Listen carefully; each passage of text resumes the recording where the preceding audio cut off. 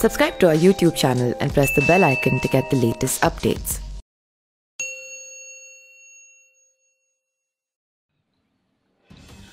नमस्कार, मैं पिंटू सिंह यादव आप सभी का स्वागत करते हैं न्यूज लाइव में। दोस्तों, बिहार में विधानसभा चुनाव था, खत्म हो चुका है और वहां पर सारी चीजें समेट चुकी है और अब बिहार में क्राइम भी शुरू हो चुका है। बिहार में काफी ज्यादा मारपीट भी शुरू हो रहा है, काफी ज्यादा हत्या भी शुरू हो गई है, भ्रष्टाचार भी शुरू हो गया है और लोग दिन दहाड़े गोली मार दे रहे हैं। अपहरण हत्या जो है वो शुरू हो चुका है। मतलब ये हुआ कि बिहार में एक नई सरकार बन गई है जो इस प्रकार की ऊंचाइयों में अपने आप को स्थापित कर रही है। मैं ये नहीं कह रहा हूं, न्यूज़पेपर खबरें और बिहार की स्थिति बता रही है। लेकिन आज मैं बात करने वाला हूं पश्चिम बंगाल चुनाव को लेकर, क्योंकि पश्चिम बंगाल चुनाव जो है अपने आप में एक इतिहास है और मुझे लगता है कि इस देश के चुनाव में काफी ज्यादा चर्चा में रहने वाला ये राज्य है। वजह यह है कि भारतीय जनता पार्टी पूरी ताकत जो है इस राज्य को जीतने में झोंक दी है, चाहे वो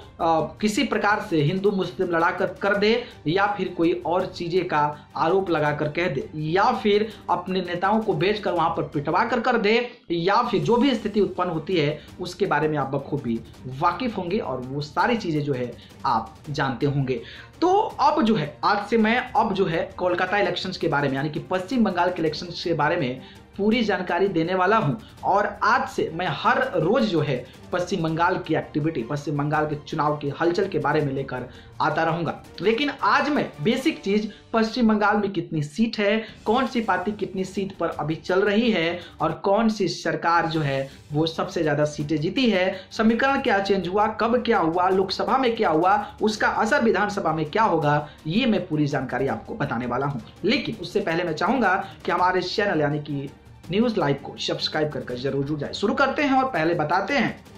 कि अगर हम पश्चिम बंगाल के विधानसभा के समीकरण की बात करें, विधानसभा सीटों की बात करें तो 2016 के जो चुनाव हुए थे उसमें 295 यानी कि 295 सीट पर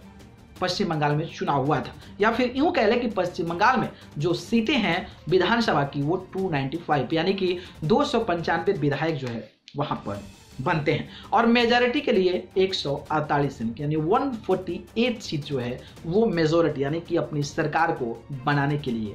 चाहिए। अब हम बात करेंगे कि पिछले साल जब यानी कि 2016 में जब चुनाव हुआ था विधानसभा का, तो वहां पर स्थिति क्या थी, लड़ाई कैसी रही और कौन सी पार्टी कितनी सीटों पर चुनाव जीती और यूं कह ले कि कितने विधायक कौन से पार्टी के बने। तो बात करते हैं AITC की यानी कि ऑल इंडिया तृणमूल कांग्रेस, जिसके नेतृत्व ममता बनर्जी कर रही हैं और ममता बनर्जी अभी पश्चिम बंगाल की मुख्यमंत्री भी हैं। तो ममता बनर्जी को जो है टोटल सीटें जो मिली थी वो 211 सीटें मिली थी, यानी कि 295 में 211 सीटें पूरा का पूरा फतेह कर दी थी, चाहे वो CPI हो, चाहे कांग्रेस पार्टी हो या फिर भारतीय जनता पार्टी हो, सबको एकदम हवा में फेंकते हुए आगे निकल गई थी और 211 सीटों पर चुनाव जीती थी। अगर हम परसेंटेज ऑफ वोट्स की बात करें तो 44.91 यानी लगभग 45% जो है उनका वोट शेयरिंग था और उनको लोगों ने उन पर भरोसा जताया था। वहीं दूसरे अगर हम पार्टी की बात करें तो वो थी इंडियन नेशनल कांग्रेस, जिसके सुप्रीमो अब्दुल मनन थे और अगर हम बात करें तो 46 सीट जो है वो चुनाव में जीते थे, यानी कि 46 सीट जो है वो पश्चिम बंगाल में उन्होंने लाया था और उपचुनाव में 2 सीटें लॉस कर दी, यानी कि टोटल 44 सीटें थी जो कि लॉस 46 सीटें थी पहले और 2 लॉस हुई, तो 44 सीट पर जो है अभी वो चल रहे हैं। अगर हम वोट ऑफ परसेंटेज की बात करें तो 12.25% जो है उनको वोट मिला था। तीसरे नंबर की पार्टी रही थी, वो पार्टी रही थी आपके CPI communist party of India रही थी, जिसको कि 26 सीट मिली थी, 26 सीट मिली थी। अगर हम परसेंटेज ऑफ वोट्स की बात करें तो 19.75% यानी कि लगभग अगर खींच दें तो 20% जो है इनको वोट मिला था। वही चौथे नंबर की जो पार्टी रही थी वो रही थी BJP यानी कि भारतीय जनता पार्टी और इनको महज 3 सीटें मिल पाई थी और आज वो सपने सरकार बनाने की देख रही है। अगर हम भारतीय जनता पार्टी की बात करें तो 10.16% जो है इनके वोट बैंक मिले थे। तो ये आ गया आपका 2016 का विधानसभा चुनाव, जिसमें कि कितने पार्टी को कौन से कितने परसेंटेज और कितनी सीटें मिली थी। अब बात आती है 2014 के लोकसभा चुनाव की। तो 2014 के लोकसभा चुनाव का क्या हाल था और 2014 के लोकसभा चुनाव के बाद जो है 2016 का चुनाव हुआ था, तो 2014 का एक समीकरण जान लेते हैं कि आखिरकार लोकसभा में क्या सिचुएशन था पार्टियों का और 2019 में क्या ट्रांसफॉर्मेशन हुआ है, जिसको लेकर भारतीय जनता पार्टी के जो इच्छा शक्ति है वो काफ़ी ज़्यादा है और सरकार बनाने की सपने भी देख रही है। जी हाँ, बात करें तो 2014 के लोकसभा चुनाव में अगर हम बात करें तो पश्चिम बंगाल में 42 सीट है, टोटल 42 सीट है, जिसमें कि ममता बनर्जी की पार्टी AITC ने 34 सीट जीता था। 34 सीट 42 सीट में, यानी कि 8 सीट छोड़ा था बस। तो आप इससे गर्दा गर्दा सोच सकते हैं। वही अगर बात करें तो कांग्रेस पार्टी 4 जीती थी, CPI 2 जीती थी और भारतीय जनता पार्टी सिर्फ 1 जीती थी। ठीक है, 2014 था और 2016 में कितना बुरी तरीके से हारी बीजेपी, कांग्रेस और CPI, ये आप बखूबी जानते हैं। अब बात आती है 2019 के लोकसभा चुनाव की। 2019 के लोकसभा चुनाव जब हुआ तो पश्चिम बंगाल काफी ज्यादा चर्चा में रहा और पश्चिम बंगाल में भारतीय जनता पार्टी ने खेला खेल दिया, चाहे वो हिंदू मुस्लिम के बंटवारे को लेकर हो, चाहे अहिंसा दंगा को लेकर हो या फिर एक अलग छवि बनाकर हो। बात करें तो ऑल इंडिया तृणमूल कांग्रेस ने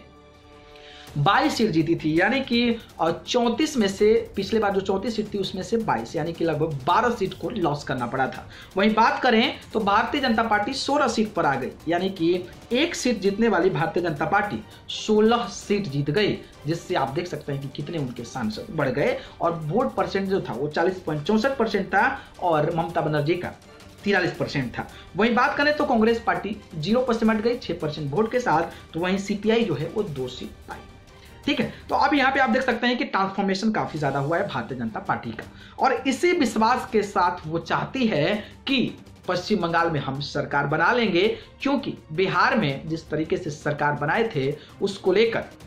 अब उनके अंदर एक अलग जिज्ञासा आ रही है कि पश्चिम बंगाल में भी वो सरकार बना लेंगे और इसको लेकर लगातार गृह मंत्री अमित शाह से लेकर बीजेपी के कई सारे दिग्गज नेता अभी से जो है ममता बनर्जी के गढ़ पश्चिम बंगाल में डेरा डालना शुरू कर दिए हैं। उनके पार्टी के नेताओं को तोड़ने की कवायद भी शुरू हो गई है और उनके कई सारे विधायक जो है वो भारतीय जनता पार्टी में भी शामिल हो चुके हैं, जिसको लेकर ममता बनर्जी की स्थिति अब कहीं ना कहीं इस तरीके से आगे बढ़ रही है कि ऐसा लग रहा है कि ये लड़ाई जो है काफी ज्यादा टफ होने वाली है। लेकिन फिलहाल में PK जो कि प्रशांत किशोर हैं, जो कि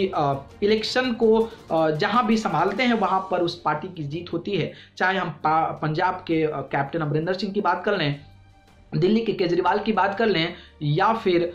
एक साउथ के कोई नेता याद नहीं आ रहा नाम, वो कह ले, तो जिनको नीतीश कुमार को पहले कर चुके हैं, तो ये सारी चीजें वो कर चुके हैं जिसमें कि वो इतिहास बनाए हैं और अपने अलग तरकीबों के साथ, अपने अलग सोच के साथ वहां पर सरकार को मेजोरिटी में लेकर आते हैं। तो उनका कहना है कि भारतीय जनता पार्टी अगर 2 डिजिट यानी कि 10 सीट भी ला देगी तो हम जो है अपना ट्विटर छोड़ सकेंगे। तो मतलब विपक्ष भी हावी है और विपक्ष भी इस बात को समझ रहा है। अब देखना दिलचस्प होगा कि आखिरकार पश्चिम बंगाल चुनाव में किसकी सरकार बनती है। लेकिन अगर आप पश्चिम बंगाल से आते हैं तो हमें कमेंट बॉक्स में जरूर बताइए कि वहां पर किसकी सरकार बनेगी और क्यों बनेगी। बाकी जानकारी पसंद आई हो तो इसको लाइक कमेंट शेयर कर दीजिए और चैनल को पसंद करते हैं तो सब्सक्राइब करके जरूर जुड़िए। अगर आप मुझसे जुड़ना चाहते हैं तो आप फेसबुक, इंस्टा, ट्विटर पर जाइए, पिंटू सिंह यादव सब जरूर जुड़े, मैं डिस्क्रिप्शन में वहां से लेकर आप कर सकते हैं। आप सभी को धन्यवाद, बहुत बहुत नमस्कार।